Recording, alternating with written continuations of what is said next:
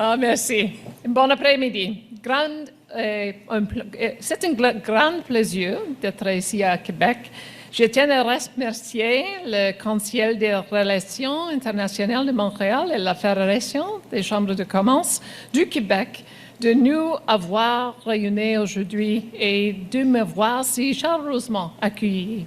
Je me sens particulièrement à l'aise de m'adresser à un public du monde des affaires, car je sais que je parle à des gens qui, comme moi, accordent une grande importance à la croissance économique aux occasions qu'elle crée et qui reconnaissent l'importance de bâtir des partenariats plus solides entre nos provinces. Je pense que certains se demandent pourquoi je suis au Québec aujourd'hui. Leur réponse est que même si nos provinces diffèrent parfois par leur histoire, leur langue ou leurs priorités, nous partageons une conviction de longue date que les forces du Canada reposent sur le respect de l'autonomie provinciale, de la liberté d'expression démocratique et du droit constitutionnel des provinces de déterminer leur propre avenir au sein de la Confédération. Je suis ici pour renforcer cette conviction commune. Lorsque nos provinces sont fortes, elles contribuent à une vie meilleure pour les Québécois et les Albertains. Ce matin, j'ai eu l'honneur d'être reçue par Madame la Présidente de votre Assemblée nationale.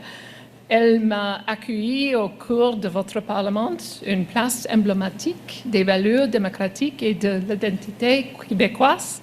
Cet après-midi, je rencontrerai votre Premier ministre et j'ai hâte d'avoir une discussion constructive sur les nombreuses façons dont nous pouvons collaborer autour de nos priorités communes. L'autonomie et la compétence provinciale, la croissance de nos économies et le renforcement de liens économiques entre l'Alberta et le Québec. Et même si nous avons certaines différences, je crois que nous avons beaucoup plus en commun que ce qui nous distingue. And while we may have a few differences, I believe that we have far more in common than not. What we don't have in common is that I am not fluent in French, which is why I will continue in English.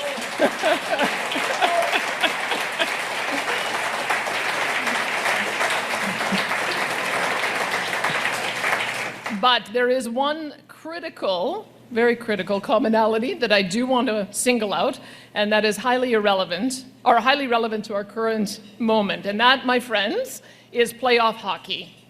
You see, I've been Premier of Alberta during the Oilers run for the previous 2 years in a row, and I know that there are a few things fiercer than team loyalty. In my own province, for example, our two biggest cities are mortal enemies, but when their teams are on the ice. However, if the Flames and the Oilers drop out of the playoff brackets, as they did earlier this year, there is only one Canadian team left standing. Every one of us lines up behind them and supports them with everything that we've got. And that's exactly what we did this year. When the Canadians were the last Canadian team left standing, Albertans rallied behind La Sainte Flanelle and cheered them on. I wish I was watching Game 7 last night. Unfortunately, you know the same heartbreak that we've known the last 2 years in Alberta. But this is an excellent example of why I'm here too.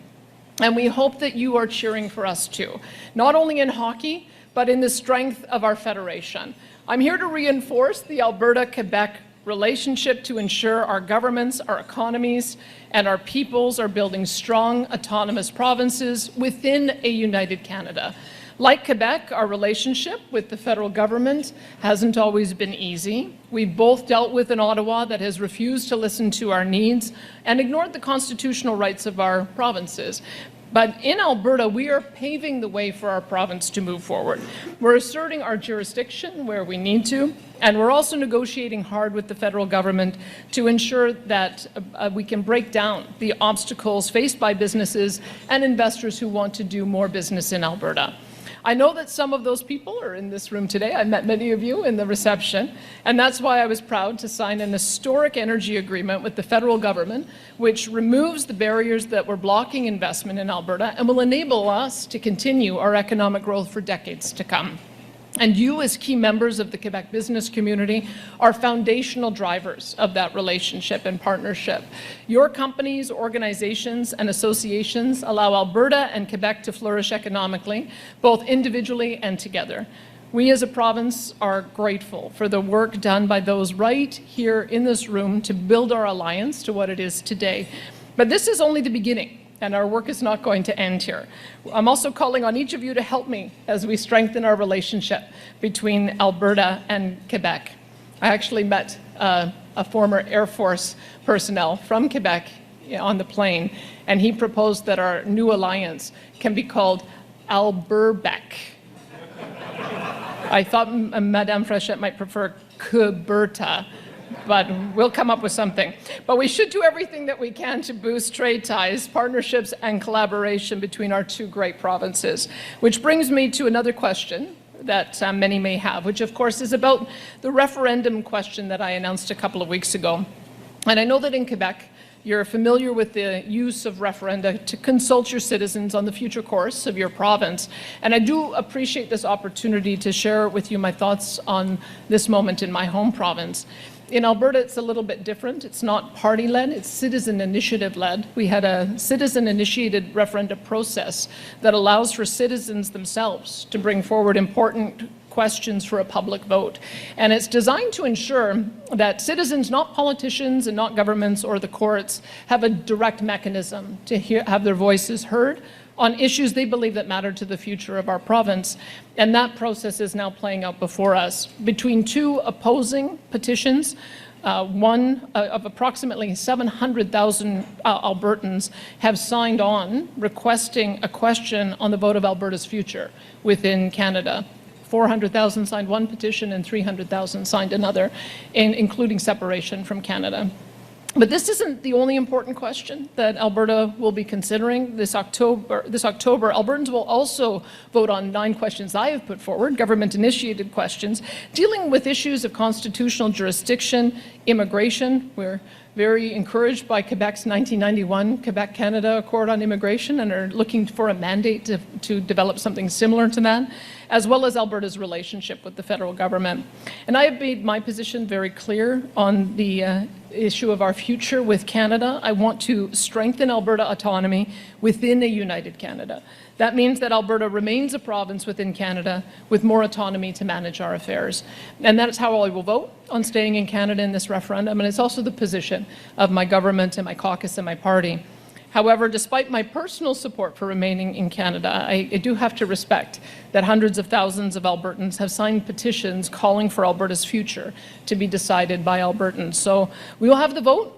We will understand the will of our people on this subject, and we will move on. And in the meantime, however, I'm here to show all Albertans, especially those who feel otherwise, that Canada can work for all of us, and that is why I'm here today.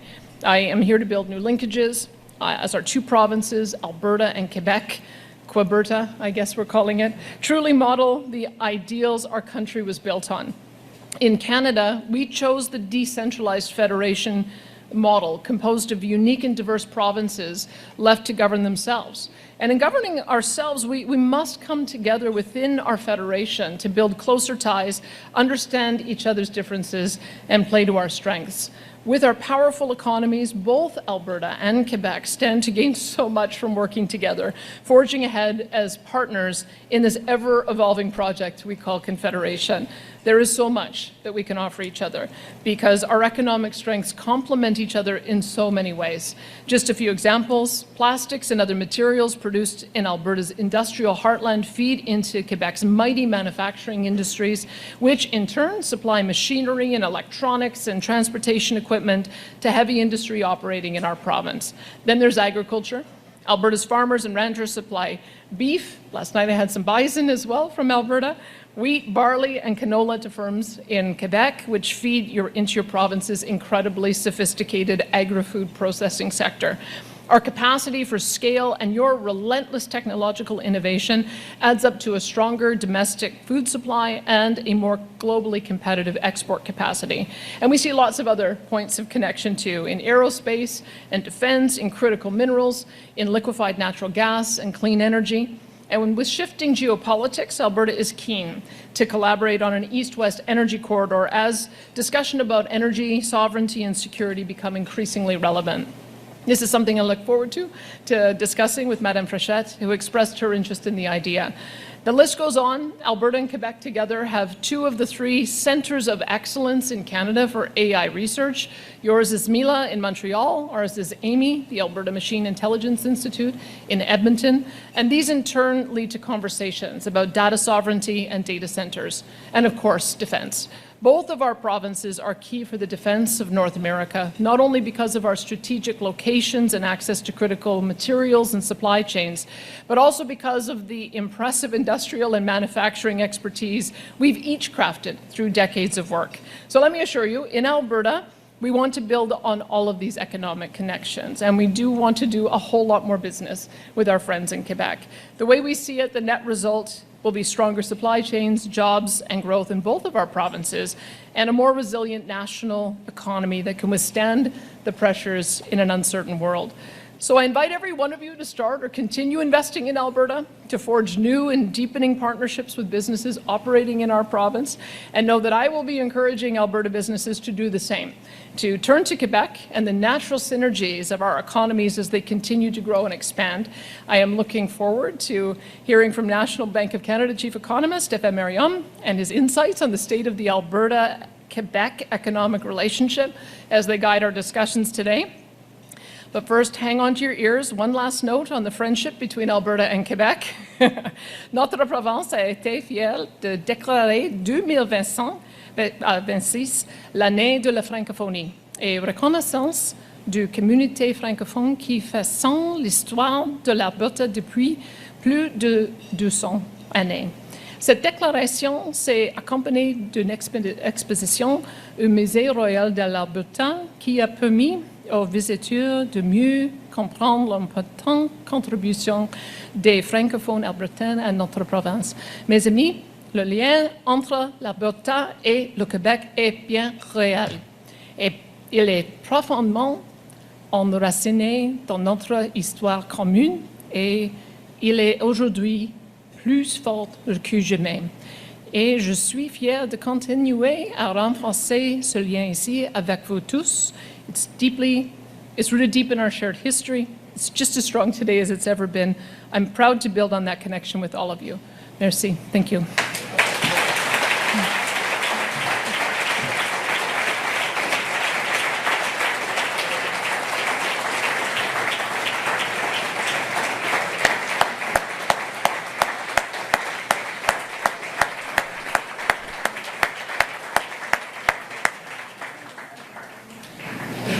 Premier Smith, thank you very much for your insightful remarks. J'invite maintenant le ministre du Travail et ministre responsable des Relations canadiennes, M. Jean Boulet, à venir nous dire quelques mots.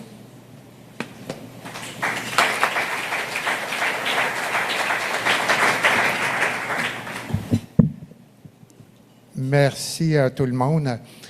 We're very happy to welcome you to Quebec, Danielle, and we know what an agreement is all about, and we have to congratulate you for the energy agreement you came into with Ottawa. It's a fantastic one for Alberta and for Canada as a whole.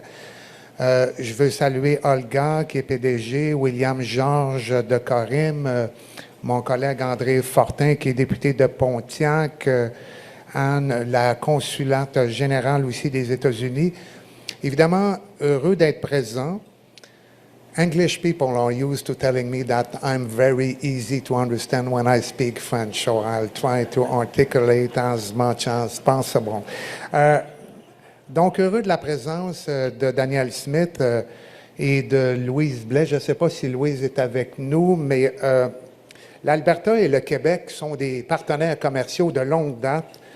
Nos deux États représentent d'ailleurs plus du tiers de la population canadienne et plus du tiers du PIB. Donc, more than a third of the gross domestic product and more than a third of the Canadian population. Dans les plus récentes statistiques disponibles, le commerce de biens et services entre le Québec représentait plus de 29 milliards de dollars, dont 11,5 d'exportations québécoises.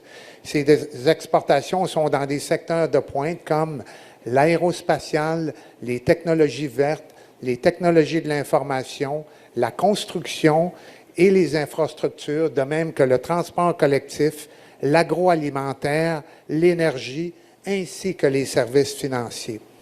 Plusieurs chefs de file de l'économie québécoise sont d'ailleurs actifs en Alberta. Songeons à la Banque nationale, Atkins Realis, à WSP, à Pomerleau. Nous construisons et nous innovons ensemble.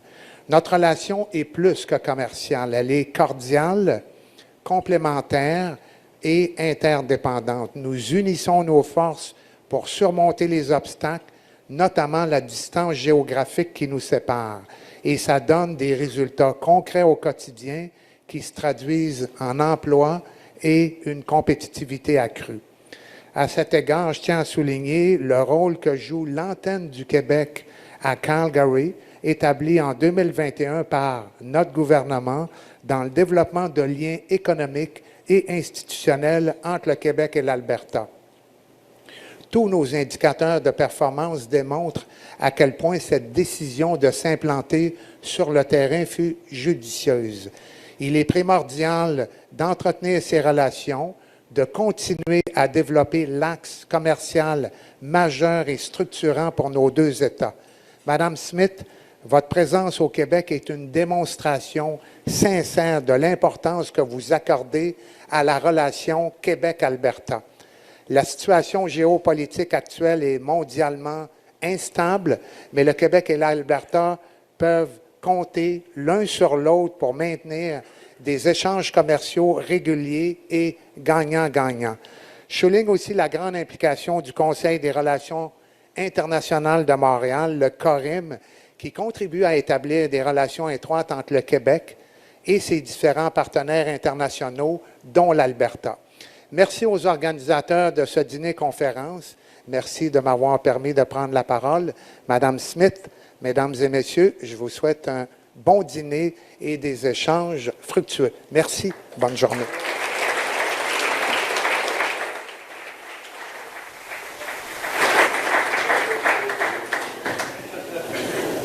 Merci beaucoup, Monsieur le ministre. Nous allons maintenant prendre le repas. Profitez de ce moment. Je vous souhaite un bon appétit et on se revoit un peu plus tard.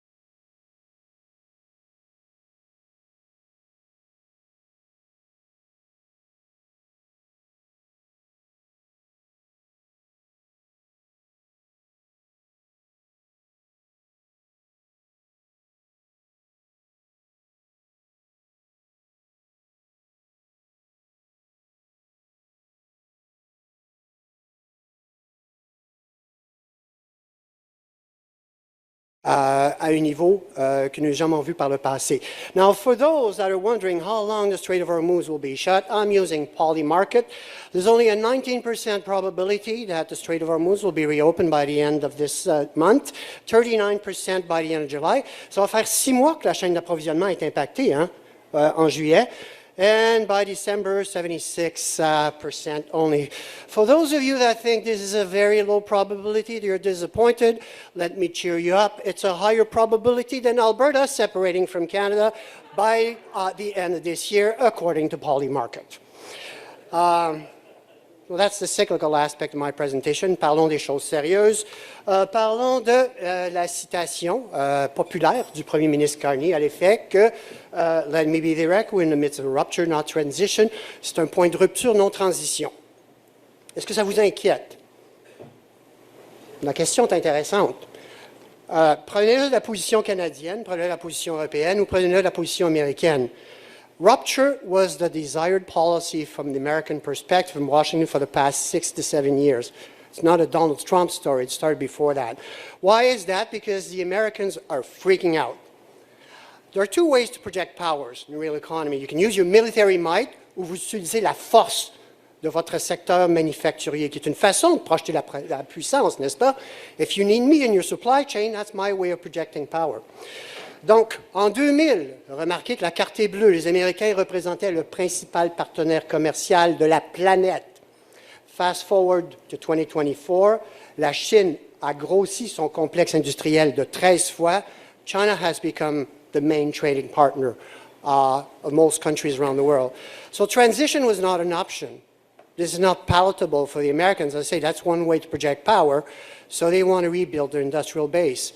And they're going so far into it that they now have tasked their most famous universities, the MIT, Massachusetts Institute of Technology, to help rebuild the industrial complex. They will help firms of any size in any regions to reindustrialize.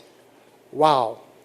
Pourtant, le secteur manufacturier était perçu comme la vieille économie. Et ça devient critique pour la capacité de pouvoir projeter la puissance. So what are the Americans doing? They're in the midst of a very large and reindustrialization agenda. Let me put a stamp on that. That is so energy intensive. You can't believe how big this is. So let's look at the Americans. Donc, leur vision, c'est en 2000, ils représentaient 25% de la production manufacturière mondiale, ils sont tombés à 15%.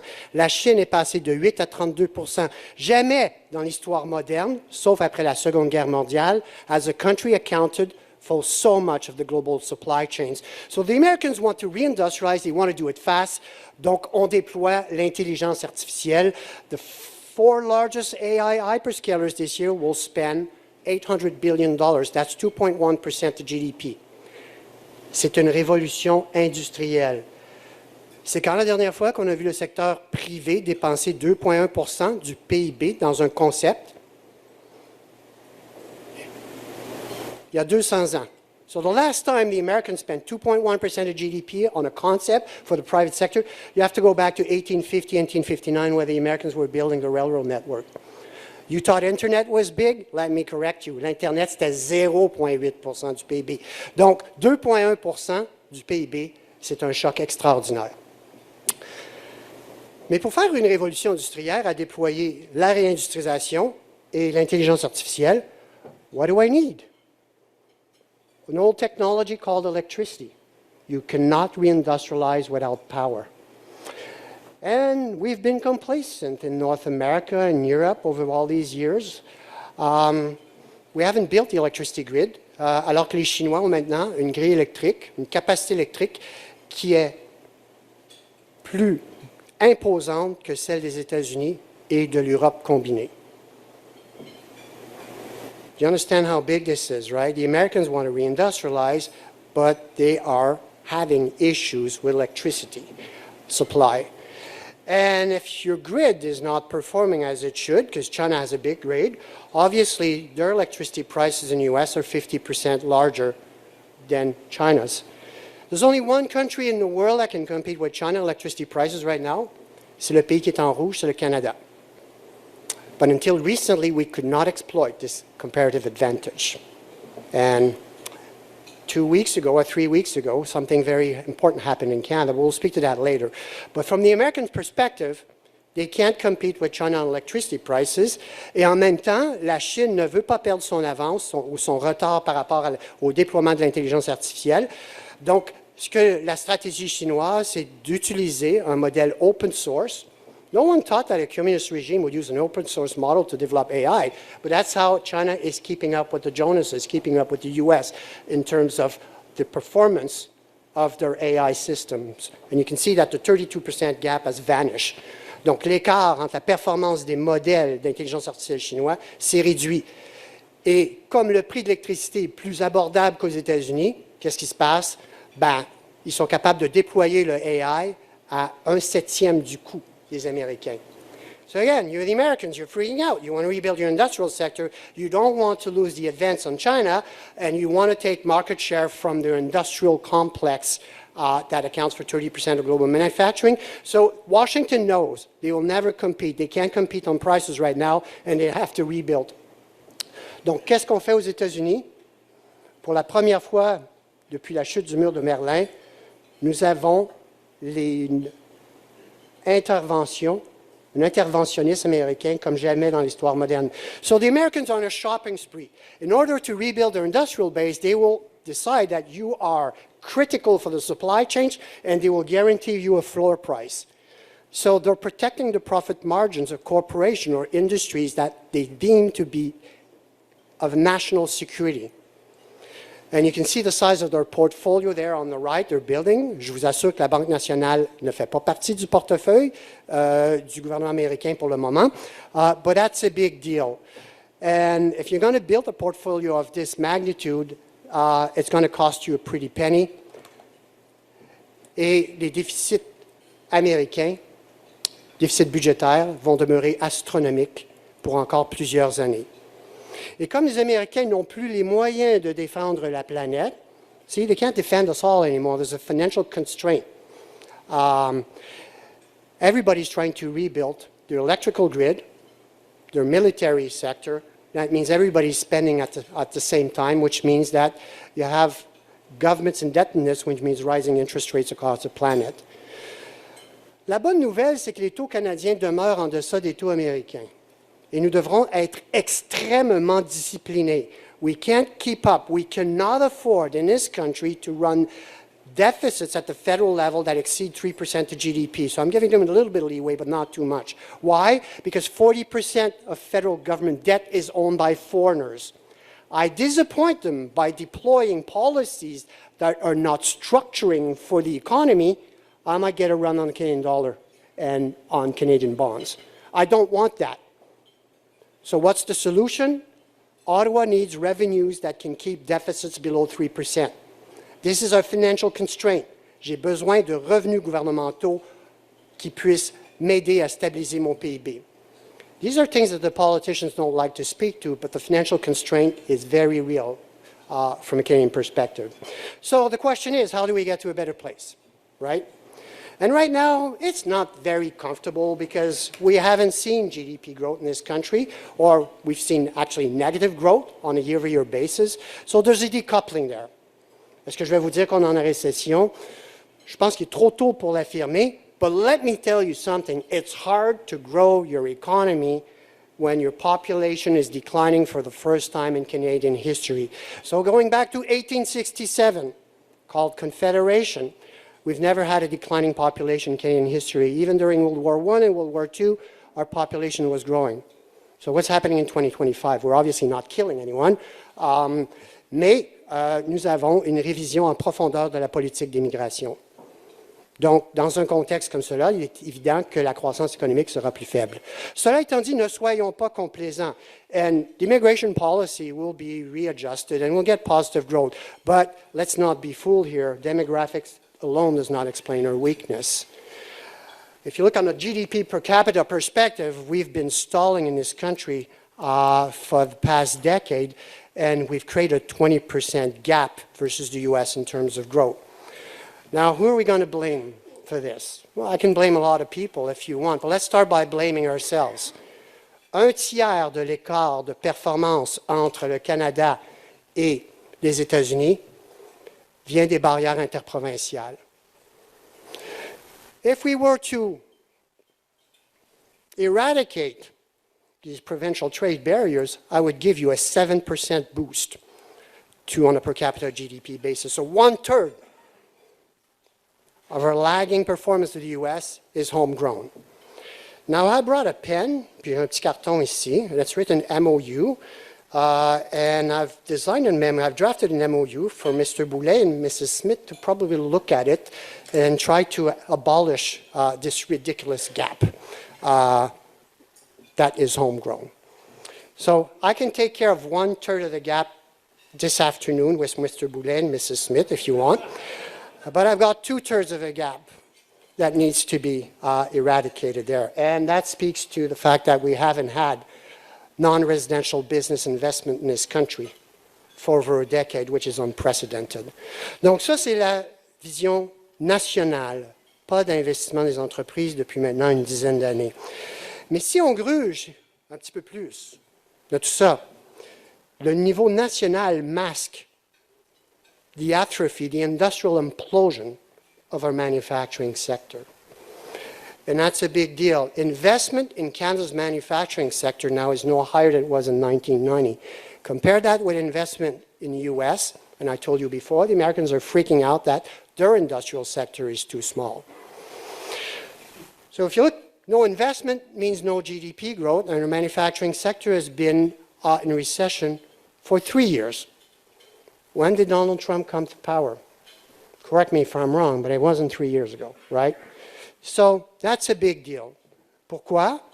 C'est parce que pour une industrie, un pays qui se dit comme une puissance moyenne, right? If we want to be a middle power, manufacturing relevance is critical. If you're nowhere in the supply chain, you become irrelevant. You can't say that you are a middle power.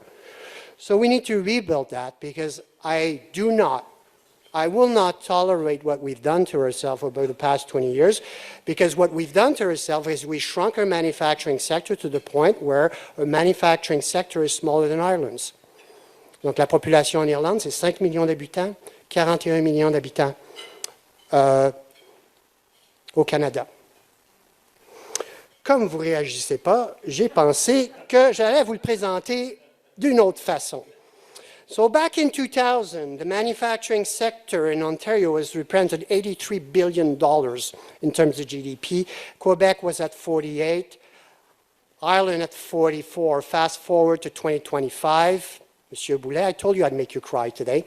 Le secteur manufacturier irlandais, so Ireland's manufacturing sector is now 2.6 times larger than Ontario's, and 4.3 times larger than Quebec. So you're right, Madam Premier, we do still have the largest manufacturing sector as a share GDP in Quebec. But look at what we've done to ourselves over the 23 years. That means that there's less business in Olga's sport than there should be, right? Donc on doit s'attaquer à ça. Parce que vous savez, la façon dont on a fait, la raison pour laquelle il y a eu cette désindustrialisation-là au Canada, c'était la façon la plus facile de décarboniser. The easiest way to decarbonize is to ship your pollution elsewhere. You become only a shipper of raw resources and you re-import manufacturing products. So basically, we transform our resources overseas, which means that were it not for Alberta's energy sector, our trade balance, the red line, would not be close to balance. It would converge on our manufacturing deficit, which now reaches an historical high of 8% of GDP. Inacceptable. Les Américains disent we need to think about importance of manufacturing again. Les Américains le vont. We want to be relevant with the Americans to sign a trade agreement. We need to become relevant from an industrial basis. La bonne nouvelle, c'est qu'Ottawa has agreed that this was a problem, and back in February, they have deployed a new strategy, which is called reindustrialization via the defense strategy. But they're still very narrowly focused, right? Ils vont favoriser les entreprises qui sont rattachées à la défense nationale. Mais on doit aller beaucoup plus large que ça. We have to be much broader in terms of reindustrialization. It's not just defense alone. But the way to do it goes through an MOU. So what does MOU stand for people in Quebec? It stands for moving Ottawa upstream. Nous devons monter Ottawa en amont. Because you can't do anything in this country until recently, because the federal government alone has introduced 320,000 regulations. In manufacturing alone, there's 110,000 regulations. You want to be an energy superpower? Well, there's 7,000 regulations. So, again, that was the easiest way for us to decarbonize. We deindustrialize, but it is a great cost. So, we can laugh at Ottawa, but one of the provinces that would stand the most benefit from deregulation, c'est le Québec. Selon les petites entreprises, le bulletin de réglementation du Québec est le moins étoffé avec une note de C. C+ pour le fédéral. So maybe Ottawa and Quebec could learn from Alberta on red tape. That would certainly help. And from a Quebec perspective, it is critical because we have the largest manufacturing sector as a share of the economy. Those people outside this room, they say, well, Stéfane, I have a solution. The Americans aren't nice with us, so on va diversifier notre commerce international avec le reste du monde. That only works if we ship more resources to the rest of the world, because when you look at our manufacturing sector, the stakes on trade diversification are appalling for the labor market. Let me explain. We have 48,000 exporting companies in this country, but 82% have less than 50 employees. Comment vous pouvez demander à une firme de moins de 50 employés, arrête d'envoyer aux États-Unis, passe au Japon, passe à l'Europe, hey, on s'en va au Moyen-Orient? C'est impossible. You can't do it. We are a prisoner of our industrial structure. So the U.S. is paramount to that. You can diversify by sending more resources, yes, but the critical part is to address our industrial structure. The U.S. access, the market access, is critical from a labor market perspective, because those 82% companies, they account maybe for only 14% of exports, but it's 40% of all jobs. You want to lose 1.2 million jobs on the basis of diversification alone? I don't. Donc, we need to deal with the Americans. And it starts by becoming more relevant from an industrial perspective. Donc, la nouvelle stratégie d'électricité qui a été publiée par le gouvernement à Ottawa il y a 2 semaines. So the same day the Premier was signing an MOU, they came up with a new electricity strategy, which brightens the outlook. So a lot of people said in Ottawa, just to please Alberta, you know, we're changing the clean electricity regulation. It's just, you know, threats from Alberta. I'd want to be a little bit more nuanced. The thing that wasn't said on that is that without natural gas, there's no spare electricity in Canada right now. Let me make that point, and that is critical for Ontario.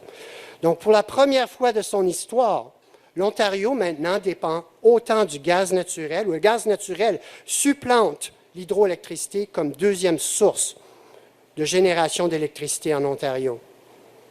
Do you know why it surged last year in Ontario, by the way? Because their exports to Quebec surged by 10%. And all of that was supplied by natural gas. Unfortunately, only 50% of that natural gas from Alberta, because 50% of our natural gas in Canada, in eastern Canada, is still sourced from the U.S., which makes absolutely nonsense given the fact that we have an unused pipeline between Alberta and Ontario that could supply all of our needs on natural gas. Donc, l'engagement d'Ottawa de doubler la capacité électrique au cours des prochaines années dépend absolument du gaz naturel, et c'est la raison pour laquelle the Prime Minister actually announced that natural gas was a transition fuel as Ontario and Quebec built the electricity grid. And that is critical, because if you want data centers, the only spare energy that we have comes from natural gas. So they will be deployed with significant size in Alberta in Ontario because of Alberta natural gas, and that's critical. And yes, we'll have more hydro at some point in Quebec, but we have to wait a little bit longer, and we need to rebuild our industrial base at the same time. En conclusion, I'm the most optimistic I've been in Canada for over a decade, just so you know. Well, let me give you the summary. We are in a precarious position. The collapse of our industrial base is unacceptable, but we need to help ourselves too, right? The regulatory burden and the international trade barriers is holding back our growth potential. So let's start with that.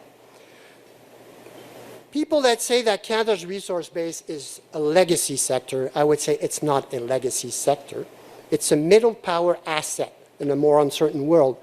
Tout le monde veut plus d'énergie pour participer à la révolution industrielle qu'est l'intelligence artificielle. And Alberta Alberta oil is the most powerful card that we have to renegotiate USMCA, which is essential to rebuild our industrial base in Eastern Canada, just so you know. We will need to act fast because private capital is moving around the planet at blistering speed, and we have 40% of our debt that are held by foreigners. We need to rebuild, not in 5 years, in the coming quarters. Time is of the essence. Do we want a place? In the AI industrial revolution? Si vous voulez participer à la révolution industrielle qu'est l'intelligence artificielle, vous avez besoin de centres de données hyperscalers.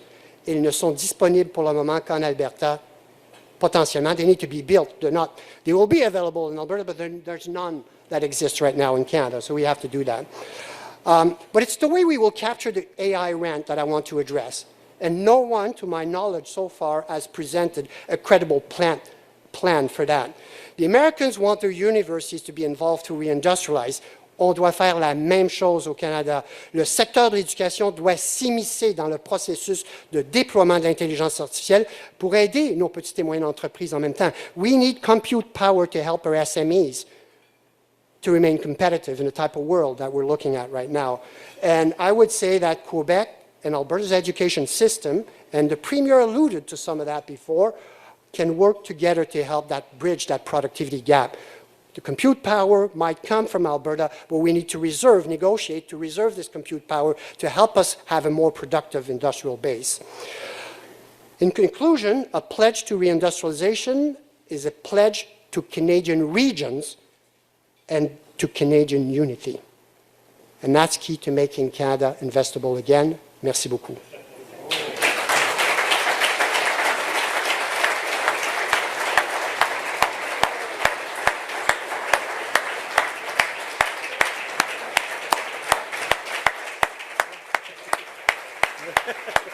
On va laisser les applaudissements, ça le mérite.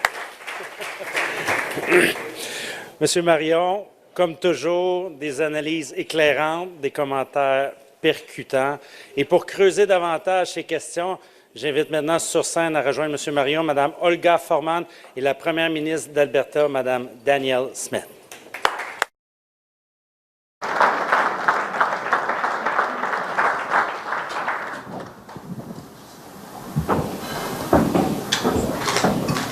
Much more optimistic the last time,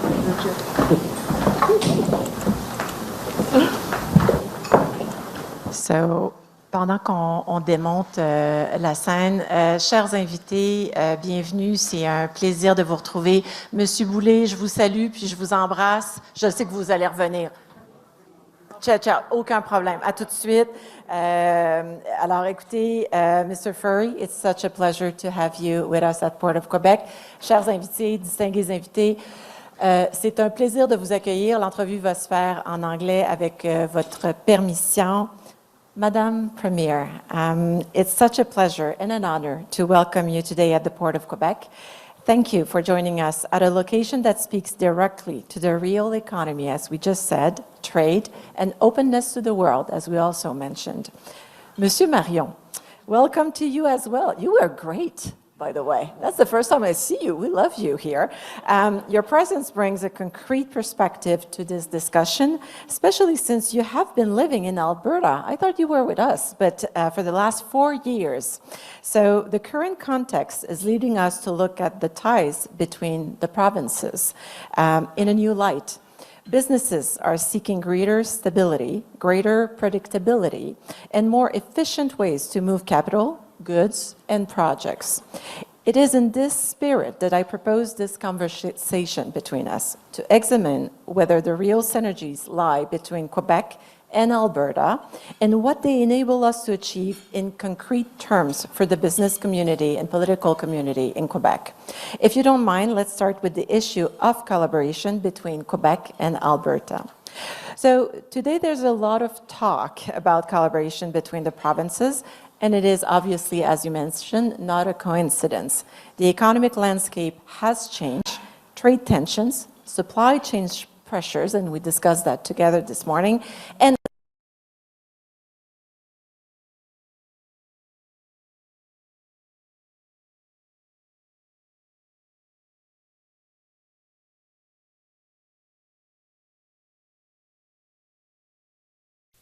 so we see this in investments, financing decisions, and corporate moves. The acquisition of Canadian Western Bank by National Bank fits into this logic. It is not a symbolic gesture, I understand. It is a major business decision that reflects a long-term commitment to Western Canada. This transaction seems therefore as a significant step forward in the relationship between Alberta and Quebec. So, Madame Premier Smith, how do you view the influx of Quebec investment into Alberta, and what does this help build between our two provinces? First of all, Olga, thank you for the tour earlier. And I have to tell you, that's the most optimistic I've seen Stéfane before. I've seen him speak a couple of times, same message, but when he said that he's been more optimistic than ever, you can imagine how gloomy his speech was last time I heard him. So we were rubbing off on him in Alberta since he's been there for 4 years. I also spoke with Laurent when the acquisition was made, and I tried to convince him to move National Bank's headquarters to Alberta. Can't lie. But what I've been delighted to see is that what he was wanting to do is, rather than try to build out the commercial banking from scratch, he wanted to acquire a bank that already had an established understanding of the Alberta marketplace. And I think he assured me that that was because he wanted to make sure that we do have this collaboration between East and West, between Quebec and Alberta. And everything I have seen has indicated to me that that is a genuine aspiration, and I'm very grateful for that. I'm surprised that Stéfane was as bold as he was on natural gas. I was trying to couch my words a little bit, but why don't I just weigh in? Because I must say, I know that your new Premier, Premier Fréchette, is doing a study to ask Quebecers about what their future energy mix should be for the next 25 years. And I'm very hopeful that the business community can help make the case that Stéfane made today. There is no AI data revolution, and there is no AI data success in Canada without natural gas. We cannot restore our industrial base without natural gas power. When you look at the incredible amount of reserves that Quebec has, I understand you've got like a 200-year supply of reserves right beneath your feet. So it's not even just partnering with Alberta. We can help with the knowledge, we can help with the royalty structure to create a new revenue stream, we can help with the expertise and the regulation, but develop natural gas for your own sake so that you can wean off of American natural gas, so that you can supply yourself, and so that you can be an exporting of jurisdiction to our friends and allies in Europe, as well as be able to bring a new stream of electricity on as you wait to develop hydroelectric power, which can be very complicated to develop over many years. And the dollars make sense. I mean, we're looking at it costing about $3 billion for 1,000 megawatts of power. I mean, Ms. Stéfane may correct me on that. That's a significant amount. That's kind of the size of a large-scale hyperscaler today. And so that's the kind of numbers we're looking at, and that can come on in relatively short order. You do already have Siemens here. They're providing compressors for TC Energy right now, so you could build on that. They also have expertise in a whole variety of natural gas turbines. Perhaps you could expand that. We would love that, because we'd love to be able to get in the queue a little bit more. But when I look at that as being the base, whether it's going to be to build out AI data centers, but at the heart of it is having affordable power. And if we can have affordable power, Quebec's already in the lead in the country in its established manufacturing base and the ability to expand that. I think that there's going to be a huge number of synergies that we can have associated with that. So I was glad that you put that on the table as a conversation. I think that's going to be the next really important conversation for Quebecers to have. We're a little bit ahead on that conversation in Alberta, and I know it's going to be a challenging one based on where Quebec has been over the last 10 years, but I think that Stéfane is right on the money on it. Thank you so much. Monsieur Marion, so from your perspective, what did convince the National Bank that it was the right time, in the right place to take such a significant position in Alberta?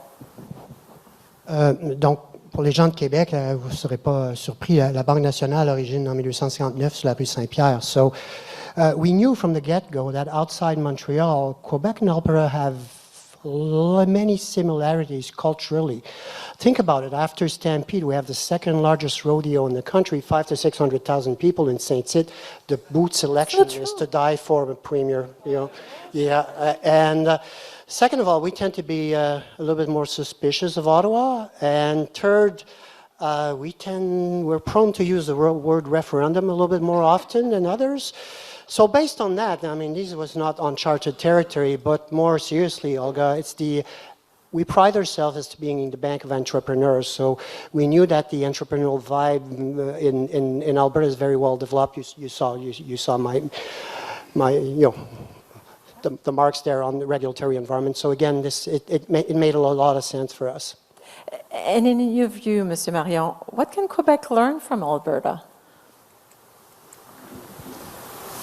I spoke to the regulatory environment. I mean, this is like, I will not accept that our manufacturing sector is now 4 times smaller than Ireland's. And the way Ireland got there, they have no resources, by the way. They have smart people. Well, we have more smart people here. So the point was we need to rebuild our industrial sector. And the way Ireland did it was less taxation, was less regulations. That's key. So, can I tell you how we got an A from CFIB? So Canadian Federation of Independent Business was the business organization I worked for back in the 2000s. So I aspired to move us from a D, which we were, up to an A, which we are now. And so I know a few of the things that you can do to reduce regulation. So one of them is that you develop a baseline, and then you develop a target to reduce it by 30%. So we did that. Other things that you can do is, once you get there, is you have no net new. So if you want to bring in a new regulation, you have to find regulation to eliminate. So that's sort of another kind of baseline. But what we're moving on right now is something that we're calling automatic yes. And so we went through and we examined all of the permits that we require across government, and there were 470 of them. And then we asked, how long does it take you to affirm and approve these permits? And just asking that question reduced it by 20%, so transparency. And now what we're doing is we're developing a baseline so that if you do not get a yes within this period of time, or you do not get a no within this period of time, the answer is automatically yes. So that's the next step that we're moving towards. And then companion to that is, how many of these permits can we eliminate altogether with a checklist? So if we just tell a business community that you need to make sure you've done this, and this step, automatic yes, and now we're rolling this out to the municipalities, because sometimes we hear it's the municipalities that are holding things up for sometimes years. And then you may have seen, just passed our own major projects legislation. We're pleased that the federal government, as part of our negotiation, they transferred the authority for environmental reviews to our environmental department. So that's one way of having a single approval process. But we're also going to have a 120-day window for major projects. So once you've got Indigenous consultation and environmental assessments done, and you're pressing the button to go, we're going to have 120 days to yes. So those are the kind of things that we're doing, and that if you want to move from I think you were C plus to an A, those would be the kind of things to ask your government to look at. So as we said, on paper, Canada has everything it needs to function as a strong domestic market, and that's why you're so positive, Monsieur Marion. But in practice, trade between provinces often remains more complex than it should be. This is evident in the movement of goods, in certain regulatory requirements, we've been discussing this, in labor mobility, and in the delays this adds to otherwise viable projects. So the question, therefore, I believe, is no longer simply whether we should improve domestic trade. The real question is where concrete progress can be made and through what means. So, Madame Premier, where do you see the most tangible short-term benefits in making trade between the provinces simpler and more efficient? You just gave us some examples, but I'm wondering if we can, push a little bit on this question. I think what we're also working towards is mutual recognition, which is much more simple than harmonization.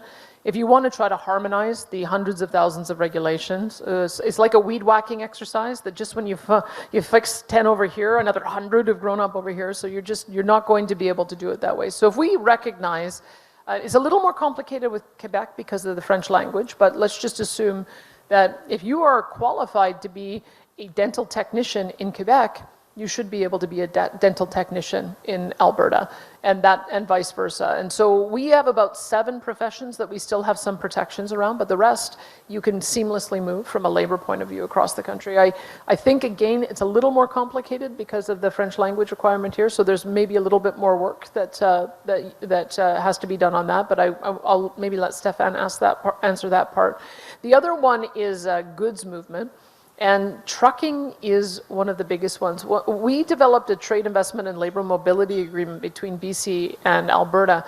And just to understand how difficult it is to get the regulations in sync, we had rules about wide loads, that you had to have a certain color of flag on the back to warn other travelers that was different than the color flags that you had in British Columbia. So I think we allowed red and they allowed red and orange, but if you came in with an orange, then you could get cited. Like, these are the kind of bananas rules that we have on our trucking. So you can imagine you try to pick something up at Port of Vancouver and then have a truck go across the country and have to deal with all of these problems before they deposit and pick up and then ultimately deposit again at the Port of Quebec, and it's practically impossible to do.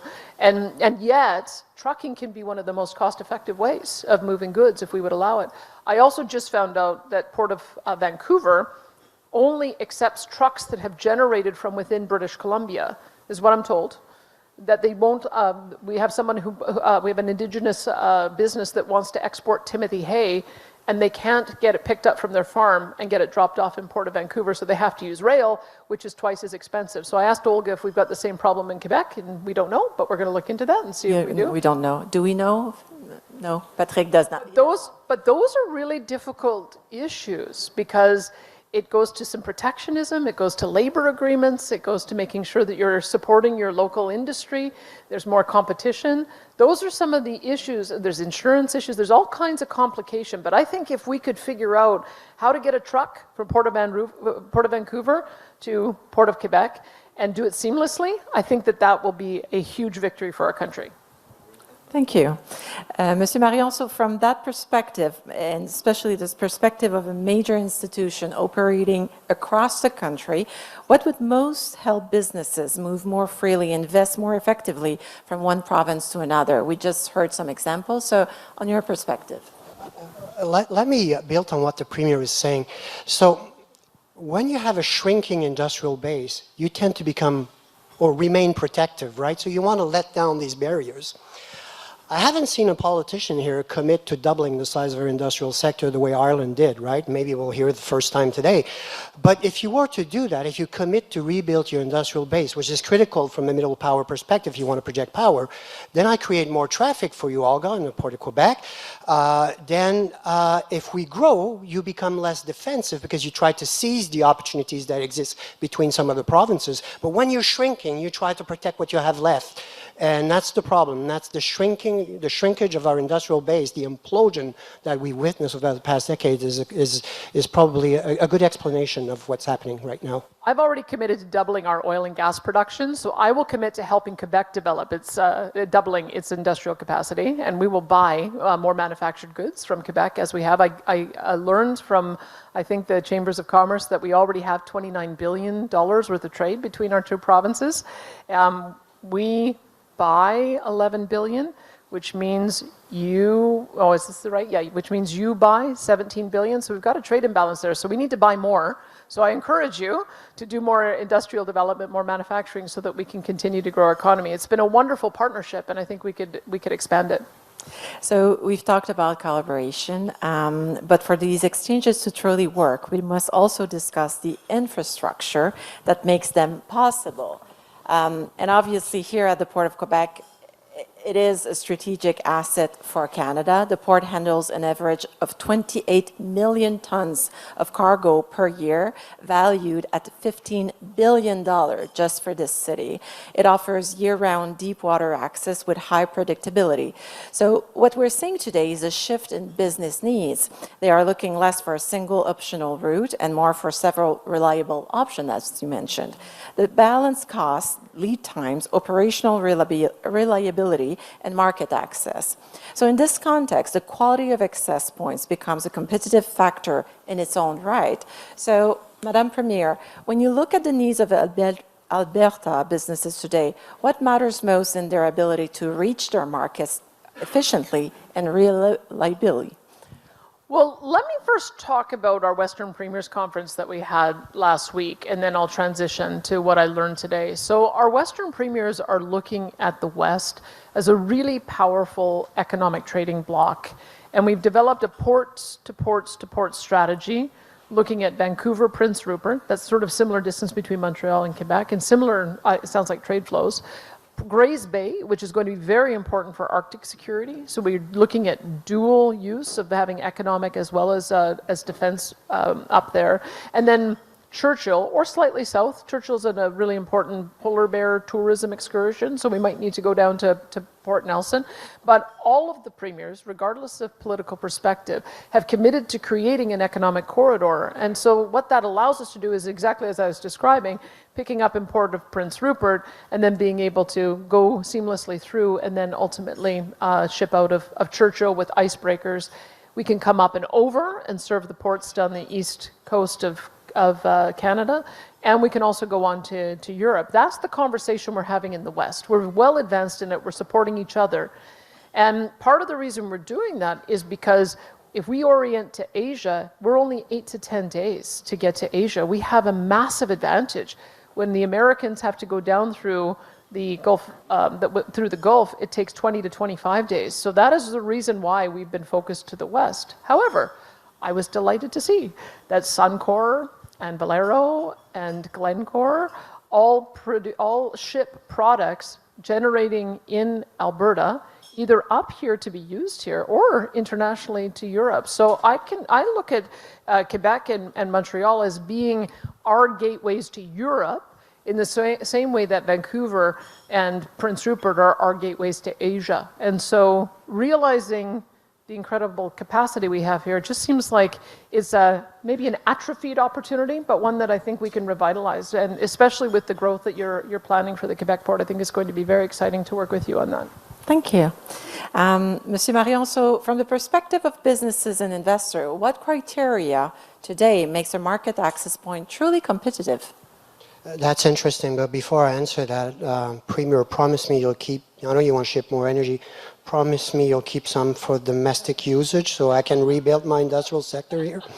That's point number one. This is the reason you should work with us, because you get first dibs. Anything that comes through Quebec, you get to keep first before it goes on. So Olga, I want more traffic for you. So interestingly, we have more Europeans that have been approaching us and other banks, I'm sure. And they've said, you know, with the new type of warfare that's being fought in Europe right now, you guys have a geographical advantage that you should take advantage of. Because my European supply chains are my might be vulnerable right now. So how about we transfer intellectual property to Canada that will help us reinforce our industrial supply chain in Europe? See, that's part of the type of how we have to think outside the box on that one. Unfortunately, until a month ago, it says, okay, well, we want to come here, but do we even have access to your so-called affordable resources, right? And what are we doing about the regulatory environment? So if we work on that, I'm able to attract more foreign direct investment and more traffic for you down the road. So geographically, we stand to benefit a lot as Canadians if we move forward quickly on the reindustrialization phase. True. If just adding to that, if you could get natural gas developed here, develop a natural gas transportation system to an industrial site where your AI data center can do what they call behind the meter electricity, then you could fill that gap and also catch up. That's what we're doing in Alberta. We've told our AI data center companies, we know you need a lot of power, bring your own power. So partner with a company that can build this out for you. We'll get the gas to you, and then you'll be able to build your own electricity, get first dibs on it. They also need to have diesel generator backups and batteries. And we can partner, I think, on battery technology because we also have a very strong lithium supply in our province. But then we're telling them, but build more power than you need because then you can sell us back into the grid. And so I know it's maybe a different conversation in Quebec because you have a centralized monopoly that does your electricity. But maybe this is your opportunity to develop the power that you need, develop 3 different new industries, and be able to do it at scale and at the kind of pace that is going to be needed. And so we've created some frameworks around how we tax that in order to encourage it. There's something called a rack tax, so it's the value of the computing stacks that they have. We charge 2% if they're hooked to our grid. We charge 1% if they only need partial power from our grid and they partially self-supply. We charge them 0% if they go off grid and supply themselves. And so, I put that to you. Maybe that's a framework that will work here, but you could be entirely self-sufficient on that entire part of the supply chain. And I think that would be one way that we're helping to increase the industrial capacity. One of the things Stéfane told me before, which has stuck with me, is why I was saying you were so much more gloomy last time when you were talking about the erosion of the manufacturing base. And it didn't just start 10 years ago. It looks like it started 20 years ago. And there was sort of a notion, we want to be a service-based economy. And look at where we're at today. What does it mean to be a service-based economy? Well, you need AI. How do you power AI? Well, you need all of the manufacturing and you need all of the power in order to power EI to power your service economy. So we went down a certain path with a certain objective, and we've ended up in a place where we need to have those base types of industries in order to continue to expand the service sector. I hope I'm summarizing you correctly, but that's what I remember from your last presentation. He's smiling. So, Monsieur Marion, you're a rock star, but I need to wrap up, and I'll keep the last question for our Premier. And I have 2 questions in front of me, but I will ask the political question, if I may. And you've touched base in your introduction, Madame Smith. How do you see Alberta's place within Canada in the coming years? I think many members of the business community are looking at all those discussions and want some kind of previsibility. So maybe last few words on this. Well, I know that Andrew Furey is here, a former Newfoundland Premier, also from the Liberal Party, and we had a really good relationship when we worked together on the Council of Federation. So do know that we can work across politics and across partisan, across parties, especially at the Premier's table, which is why I'm very excited to see your new Premier and to establish the relationship with her. But I will be frank with you. I think Stephen Guilbeault was the most destructive politician to national unity that we have ever seen. I was proposing an alternative referendum question that Stephen Guilbeault should never be allowed to run for political office again, and I would get 100% support in Alberta. And the fact that he's leaving, saying, I might be back to do more damage if a different prime minister comes in, that is damaging to national unity. The fact that he left because of our MOU shows that he's not interested in the kind of compromise that the prime minister and I were interested in. And the fact that Avi Lewis at the federal level is also talking about zero development of fossil fuels. That is what has driven, that ideology is what has driven the country for the last 10 years. And that is a very destructive ideology to national unity. Imagine if I came here and I said, it's my mission to stop you developing hydroelectric power and stop you from developing aluminum. I'm going to do everything I can to put in new regulations to prevent you, not only from expanding it, but we want you to phase it out by 2035. That is what Steven Guilbeault did to my province and my people. So if you're wondering why 700,000 people on one side or the other signed a petition saying we need to have this out and have this question, that's why. And if you wonder why myself and the Prime Minister have worked so hard on trying to find some middle ground where we have a gagnant-gagnant, a win-win, it's because it's imperative to national unity, imperative to the country, imperative to our ability to work together, imperative for us to survive with a U.S. trading partner that's become a little bit unreliable. And so I know it's a challenging conversation to recalibrate that way, but if I've been able to find a way to recalibrate with the new Prime Minister, and we found something that we think we can work on together, I think we can do the same thing in Quebec. But I think that we have to be champions for each other. I, as a premier, should never come into Quebec and tell you what you should and shouldn't develop for your industry. And I think no politician should come into Alberta and tell us the same thing. We should be looking at each other's endowments as strengths for the entire country, and then finding ways for each of us to work together to support each other, trade with each other, find new markets together. And I think that's the spirit that we've been in for the last 18 months, and I hope it's a spirit that continues. So I will remember being champions for each other. So thank you both for this discussion, so interesting. And at this point, I will leave the organizers take over. Thank you so much, Madame la Première Ministre. Merci.